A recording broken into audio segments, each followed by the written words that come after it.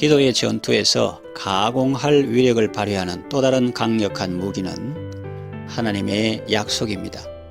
야곱은 자신의 형 에서가 무장한 부하 400명을 데리고 자기를 만나러 오고 있다는 전가를 받았을 때 에서가 자신의 아내들과 자식들을 죽이지 못하게 해달라고 하나님께 간구했습니다. 그러면서 하나님께서 자신을 그렇게 선대해 주셔야만 하는 이유를 댑니다. 창세기 32장 12절 보면 주께서 말씀하시기를 내가 반드시 내게 은혜를 베풀어 내 시로 바다에 셀 수 없는 모래와 같이 많게 하리라 하셨나이다 그럽니다. 그는 하나님께 매달리되 하나님께서 하신 말씀을 주장하며 매달렸습니다.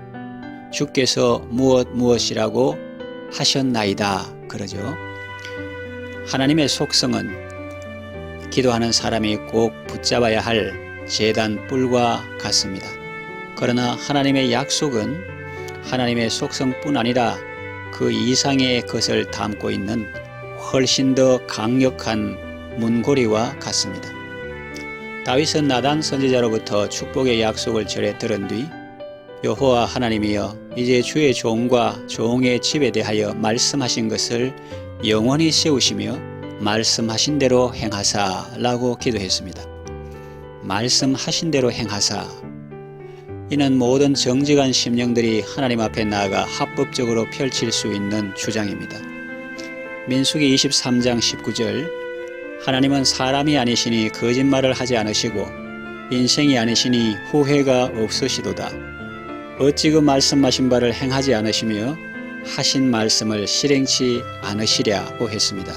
또 로마서 3장 4절 중에 보면 사람은 다 거짓되되 오직 하나님은 참되시다 할지어다 했습니다.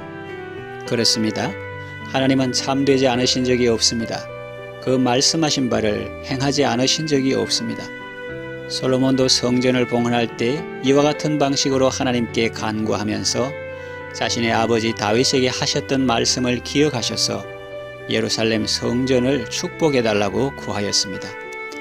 열왕기상 8장 25절에서 26절 이스라엘의 하나님 여호와여 주께서 주의 종 내 아버지 다윗에게 말씀하시기를 내 자손이 자기 길을 삼가서 네가 내 앞에서 행한 것 같이 내 앞에서 행하기만 하면 네게서 나서 이스라엘의 왕위에 앉을 사람이 내 앞에서 끊어지지 아니하리라 하셨사오니 이제 다윗을 위하여 그 하신 말씀을 지키시옵소서. 그런즉 이스라엘의 하나님이여 원하건대 주는 주의 종 내 아버지 다윗에게 하신 말씀이 확실하게 하옵소서. 그 하신 말씀을 지키시옵소서. 그 말씀이 확실하게 하옵소서. 이런 표현은 얼핏 보면 하나님을 압박하는 것처럼 보이지만 실상은 주님을 강하게 의지하는 것이고 주님을 기쁘시게 하는 것입니다. 장사꾼은 자신의 신용을 걸고 약속 음을 발행합니다. 음에 서명을 하고 지불 기한이 만료되면 약속한 금액을 지불해야 합니다. 그렇지 않으면 신용을 잃습니다. 장사꾼들은 가끔 부도를 내지만 하나님은 절대 그런 법이 없으십니다.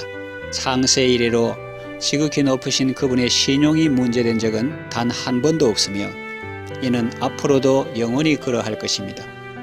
하나님께서는 정확한 때에 정확히 약속을 지키십니다. 하나님의 때가 이르기 전에 먼저 지키시는 법도 없고 더 늦게 지키시는 법도 없습니다. 창세기부터 요한계시록까지 하나님 백성들의 체험을 유심히 살펴보면 이 원칙이 처음부터 끝까지 관통하고 있음을 확인할 수 있습니다. 우리 신앙의 수많은 선조들은 인생 말년에 이르렀을 때 여호수아를 따라 여호와께서 이스라엘 족속에게 말씀하신 선한 말씀이 하나도 남음이 없이 다 응하였더라 라고 말해왔습니다. 성경 말씀은 약속들로 가득하니 단호하고 확실하게 그 약속들을 주장하십시오. 하나님의 자비를 구하고 있습니까? 그렇다면 자비를 약속하신 말씀을 주장하며 간구하십시오. 문고리를 붙잡고 확 잡아 당길 때 문이 열리는 것입니다. 약속의 말씀을 꼭 붙들고 믿음으로 구할 때 천국 문이 열리는 것입니다. 하나님 이렇게 말씀하셨지 않습니까? 느헤미야는 이런 기도에 능숙한 사람이었습니다. 느헤미야 1장 9절 만일 내게로 돌아와 내 계명을 지켜 행하면 너희 쫓긴 자가 하늘 끝에 있을지라도 내가 거기서부터 그들을 모아 내 이름을 두려고 택한 곳에 돌아오게 하리라 하신 말씀을 이제 청하건대 기억하옵소서 그럽니다. 하나님의 말씀들은 하나님께서 천국 문 옆에 놓아두신 대포와 같습니다. 말씀의 대포로 천국 문을 포격하면 마침내 성문이 열리는 것입니다. 천국을 공격한다는 그런 의미보다는 기도의 장애물을 제거하고 기도 응답을 받는다 그런 의미로 들으시면 좋겠습니다. 죄 사함과 땅의 회복을 위해서 기도할 때 이렇게 기도할 수 있습니다. 역대하 7장 14절 내 이름으로 일컫는 내 백성이 그들의 악한 길에서 떠나 스스로 낮추고 기도하여 내 얼굴을 찾으면 내가 하늘에서 듣고 그들의 죄를 사하고 그들의 땅을 고칠지라 하지 않으셨습니까? 회개하고 기도하오니 우리 죄를 사하시고 이 땅을 고쳐주소서. 또 가족의 구원을 위해서 기도할 때 이렇게 기도할 수 있습니다. 사도행전 16장 31절에 주 예수를 믿으라 그리하면 너와 내 집이 구원을 받으리라 하지 않으셨습니까? 제가 주를 믿사오니 이제 저의 집을 구원하여 주소서. 또 회개하고 구원받게 해달라고 기도할 때 이렇게 기도할 수 있습니다. 로마서 11장 26절에 구원자가 시온에서 오사 야곱에게서 경건하지 않은 것을 돌이키시겠고 그렇게 말씀하셨지 않습니까? 그렇습니다. 주께서 돌이켜 주셔야 합니다.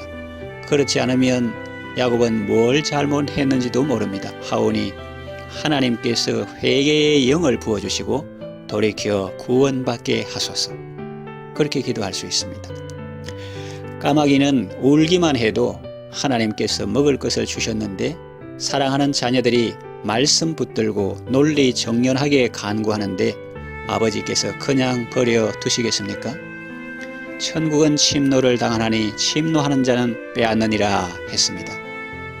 알기 쉽게 번역하면 하나님의 나라는 힘차게 나오고 있나니 그것을 굳게 붙드는 자는 얻게 될 것이다 하는 말씀입니다.